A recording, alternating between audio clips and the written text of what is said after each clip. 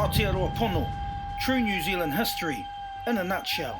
Don't forget to press like and subscribe if you want to see more videos like this one.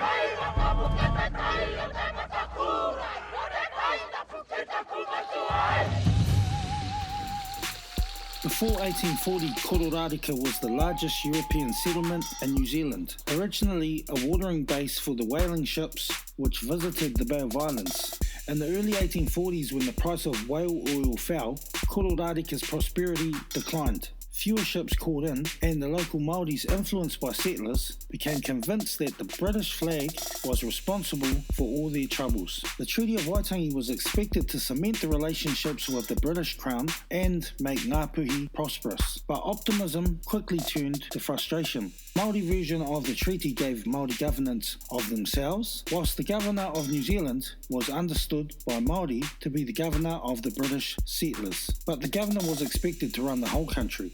Māori and Pākehā's expectations of the treaty soon clashed. Government intervention in Māori affairs continued. 36-year-old NGAPUHI chief Heke became very angry. Heke wanted to reject Pākehā government but encourage Pākehā settlement. In his wrath, he looked and saw a symbol of his anger flapping in the wind across the bay from Waitangi. Between July 1844 and January 1845, Heke chopped down the flag 3 times. As tension mounted, Kororareka was placed on a war footing. Governor FITZROY appealed to New South Wales for military aid. The sloop HMS Hazard, which had been sent from New South Wales after the first incident in July 1844, was instructed to return to the bay. 140 soldiers, sailors and marines were now available to defend the town. 200 residents and crewmen of visiting ships were also armed. Shortly before dawn on the 11th of March 1845, Heke and several hundred fighters moved on Kororareka. One group, led by the great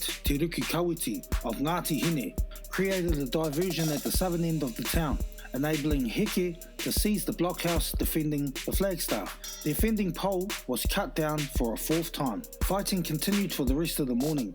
Women and children were evacuated in the early afternoon. Soon afterwards, the powder magazine at Pollock's Stockade exploded and surrounding buildings caught fire. The troops were now also evacuated to ships anchored in the bay. When Lieutenant G. Philpotts of the Hazard ordered the bombardment of Kororareka, both Māori and Pākehā looted the town. The Anglican and Catholic churches were spared from destruction on Heke's orders. The news reached Auckland and left them in shock and in fear for their own safety. Many sold their lands and possessions and hopped on the first boat out of the country. One landlord sold his free houses for £15 before gapping it, for if the British could not protect the flagstaff of their largest settlement north of Auckland, then what could they protect? After Heke's war, a small garrison of regular troops was stationed at Russell. Modern Russell now stands on the site of Kororareka. Aotearoa Pono, true New Zealand history in a nutshell.